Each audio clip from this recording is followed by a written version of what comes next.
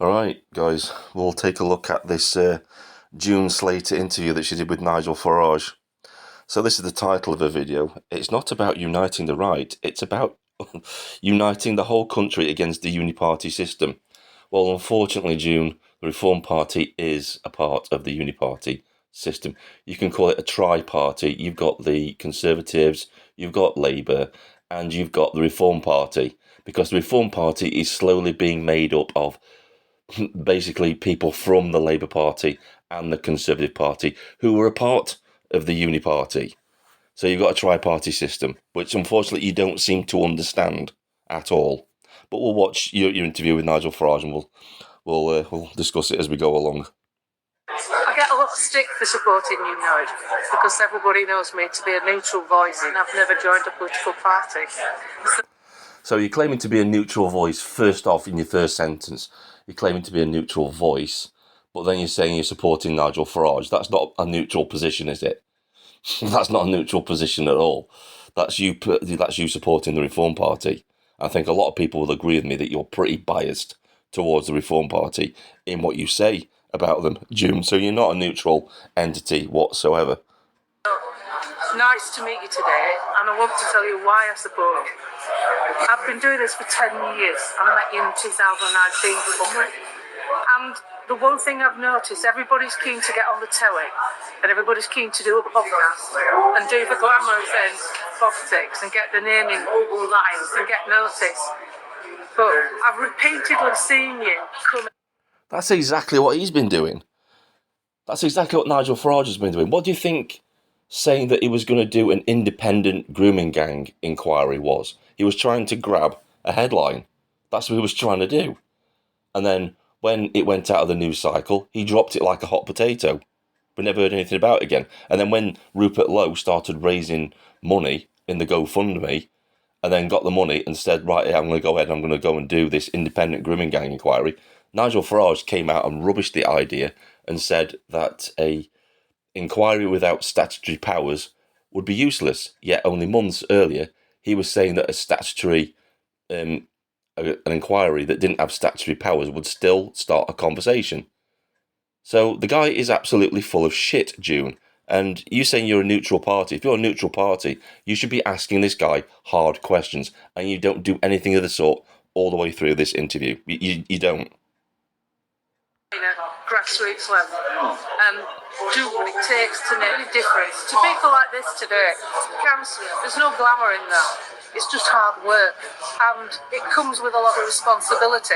So I'm explaining myself because you must find it strange that I've never joined the party and I've never really gone full in. But the only way I can be productive. And why would you? If you're claiming to be a neutral party and you don't have any affiliations to any political party, why would you join the Reform Party? You'd keep your stance. You'd be a neutral person in all of this, wouldn't you? So why are you explaining to him why you'd never join the party? You've already said that you'd be a neutral entity, which you're not. You're biased. And honest is to stand back from it all and see what goes on. Yeah, I mean, look, there are two very different worlds. The idea that Twitter, or X, as it now is, I mean, come to Morecambe. This is the real world. I've been to visit. I've been to the Morecambe Veterans Breakfast Club this morning, and everybody there from like 28 to 88 who've served in the forces or whatever they've done. And then you come here. This town didn't have a Reform Party to February. Here we are this morning. We've had the pub out. We've got candidates for every.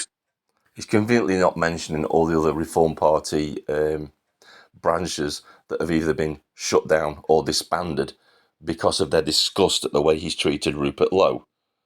But this is what politicians do, and June Slater isn't going to push him on any of this whatsoever. She's going to let him off the hook all the way through this interview when she should be asking him the hard questions, which a neutral person would do. If you've got no affiliations, you have to ask the party leader the tough questions so that people know what his actual stance is on things. June doesn't do any of that in this interview. So I think sometimes people obsess too much with what's being said and done online, and it's kind of obsessed too much. Right, let's have a look at what you've done online, shall we, Nigel? You've basically gone out and you've sacked your best MP Literally, he was better than you. He was better than Richard Tice. Rupert Lowe was. He was better. He was better than all of you, because look at what he was doing in Parliament.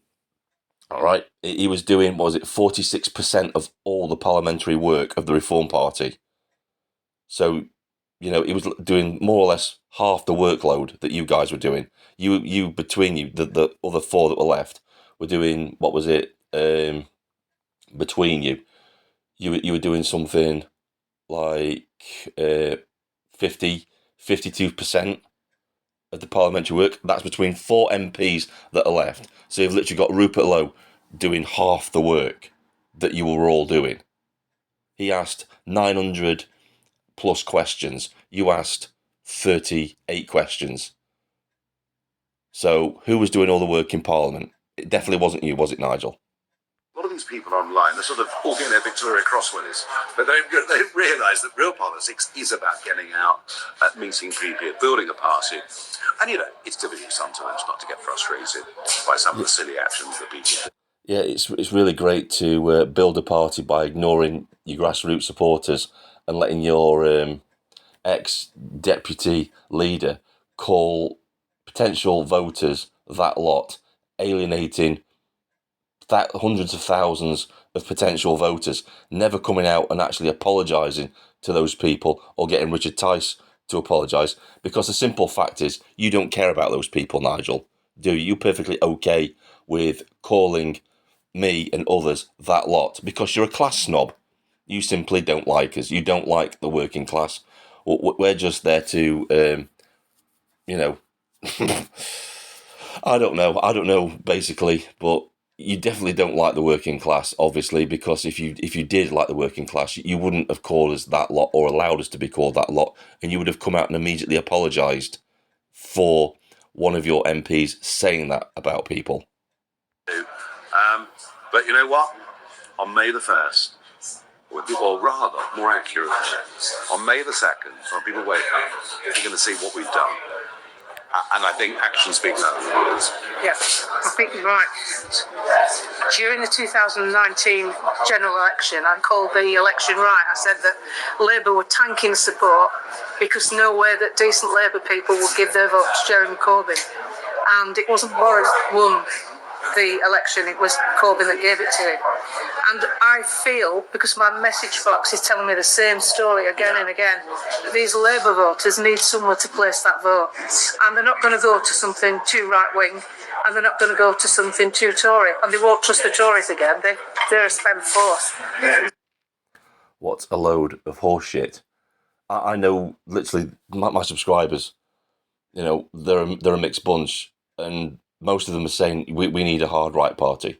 We need a hard right party to get us out of the situation we're in. And the thing is, June, and this is what Nigel Farage doesn't understand, this is what you don't understand, right? You need a particular government for a particular certain time in history. In the 1940s, we needed the Churchill government because that was a wartime government. We needed strong leadership. And that's exactly what we need right now. We need a hard right party. I'm not saying Churchill was a hard right party. It was a wartime party. It was a party for the time to deal with that situation. And we need a particular party, a particular government now to deal with the situation that we're in. It's just really that simple. It really is. We need people, strong leadership that's going to go into Parliament and implement everything and be tough against the civil service. Do you really think the man sat next to you is going to be tough on the civil service when he can't even take criticism in the news media? Because I'm looking at actions. I'm not looking at words, June. I'm looking at actions. I'm looking at the way that Nigel Farage acts on certain things. And he will U-turn. Look at the way he reacted to Hope Not Hate, who were criticising his candidates, who were basically digging up dirt. Nothing controversial, really. One guy from the Lotus Eaters, was it Bo somebody? He was basically just saying Reform Party policy, that, we want to deport all these illegal immigrants that are in this country. And because Hope Not Hate called that racist, they ditched him as a candidate. Do you really think this is the type of party that is going to change the face of politics in this country and get us back on track? Because I don't think they are. And many other people don't think they are either. So I predict, and I'm doing it now, that in an election, I think that you'll get an awful lot of support from people who are just fed up with fake politics, fake career politicians, and Right. This is an interesting thing, right, June, because there are many people now that class the Reform Party as fake politics, as fake politicians, just career politicians. We've seen, I think it's on this channel, the leaked audio footage from a talk that Lee Anderson was doing during, I think he was at some kind of rugby club speaking event. And he was saying that he was in talks with the Reform Party. They offered him a certain amount of money, allegedly. And he turned it down. He said he talked to them. He talked to the leadership. And he says they weren't interested in saving the country. They were only interested in getting a little bit of power in Parliament. That's all they were about. So we've seen through the lies. We've seen through the smoke and mirrors of the Reform Party. And we've woken up to what they're actually all about. They're just establishment. They're going to be doing nothing different to what any other of the mainstream parties have done. And they've proven that by not standing ordinary people as candidates. They've started to kick those people out of the party, and they've started to replace them with just standard mainstream party defectors from the Labour Party, Liberal Democrats, mainly from the Tory Party. So they're just going to be more of the same. There's going to be no change whatsoever with the Reform Party. been too far either side. And look, we attract equally. I mean, here in Lancashire, right, in these county elections, we've got to get people to come to us from both the Labour and Conservative parties. Do you know what? We will. We will.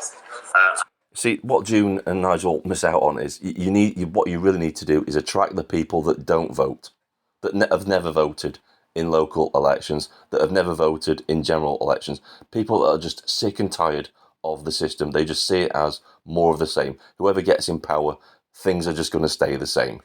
And the Reform Party has proven that they're going to be no different. They were supposed to be the party that's going to field people like me and others and get them into local government, to give new blood, new voices into local government. But what have they done? They've kicked those people out of the party that they've seen as problematic, because they've let hope not hate by default vet their candidates.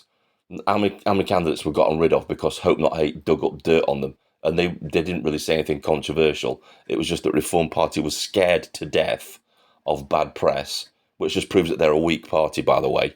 If they were a strong party, they would stand by the candidates and say, look, we're fielding these candidates. They've got valid points, but they didn't do that. They got thrown under the bus.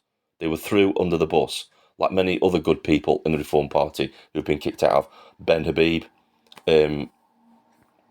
what's his name, Cox, Rupert Lowe, many other good people have been thrown under the bus by the Reform Party because they're scared of the press that they would get. So they're weak. The Reform Party is weak. I think most of our policies represent just plain common sense, the kind of thing people talk about around the family dinner table, and this sort of, this fringe who want sort of this party to be a hard right. It's not going to be that. They're not a fringe, Nigel. We're not a fringe. There's literally millions of people that don't vote in elections, that don't vote in general elections. They're disenfranchised of this country. And he just said it himself. He said, well, we're not going to be a hard right party. Then what's the point in voting for you? Because that's the party we need. We have a hard left establishment and we have a hard left Starmer regime. How the hell is a centrist party going to fight that from the middle ground? You can't, can you? This is what I've said before. For certain situations, you need a certain government. So to undo all what the hard left government and regime and establishment have done for the last 14 years, because we all know the Conservatives weren't a Conservative party. They were Tory wets. They were Liberals, weren't they? They were closer to the Labour Party than they were to being Conservatives in any way, shape or form. You need a party that's going to go in there like a wrecking ball and just shake everything up, take on the civil service and the people that won't toe the line to get your policies through. If you're not a strong party and you aren't willing to stand toe-to-toe and go hard right on certain issues, within government, you're not going to get things done. You're just going to be ignored, aren't you? Pretty much like Boris Johnson was ignored in government. He didn't get anything done because he wasn't tough enough. Simple as that. Or many people think it's because he simply didn't want to do the things, did he? You're just going to be another Tory government that achieves nothing. It just isn't going to be that. It's going to be a common sense party. If you don't like it, It's going to be a common sense party. Well, the common sense thing to do in this situation would be to be hard right. You need the mass deportations of illegal immigrants in this country. And notice how June isn't pushing him on this, that we need mass deportations of illegal immigrants that are already here in this country. We need to get rid of them. We need to get them out of our prisons. We need to get them off the MI5 watch list. They just need to go be deported. And we need to do what President Trump is doing in America. We need to form some kind of agency that hunts down these illegal immigrants and turfs them out of the country so that we know that there aren't going to be any more terror attacks in this country. I know we can't say for 100% there'll be no more terror attacks, but, you know, once we've got rid of all of the ones that we know that we're watching, we can have some kind of, we can take a sigh of relief sort of thing, can't we? But let's just rewind that a little bit, because it's very interesting what Nigel actually says. party to be a hard right. It's not going to be that. It just isn't going to be that. It's going to be a common sense party. If you don't like it, get off. Yeah. But so basically, if you don't like the direction the Reform Party is going under Nigel Farage, just F off. We're not interested in you. Do you really think that's a good position to have when you're trying to convince people who have never voted in local elections, who have never voted in general elections, to vote for your party? Because that just sounds like all the other mainstream parties. If you don't like what we're doing, F off. And that's exactly why people don't vote for them anymore. That's why there was such a low turnout at the last general election, because people just gave up on the whole system.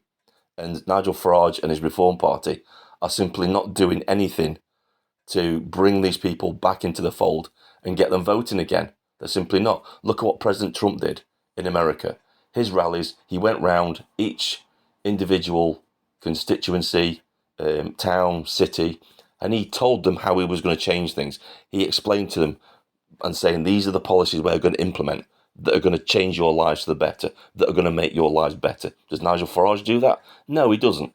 He just comes on stage and he just waffles on about himself, about how he was in retirement, how he's coming back to save the country. It's all about himself. It's not about policy or the people, which is the most important thing, isn't it? It's always about himself.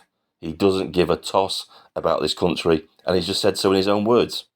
So people that are going to come into my comment section saying Reform Party is the only way to go, well, they're not, because they don't give a shit about you. And Nigel Farage has just said so. If you want mass deportations, if you want all the illegals gone out of this country, if you are worried about social housing, the fact that our system is basically collapsing because we've got way too many people in this country already, then you can do one. You can go away, because they're not going to do it. And he said so in his own words. tell you what, Joe Public does. Yeah. I've got to go. Okay. Pay the fine. Thank you. And that it was Breaking gone. news, a whistleblower reveals a car finance scheme affecting millions of drivers. Millions of drivers who took out a car finance between 2007 and 2000.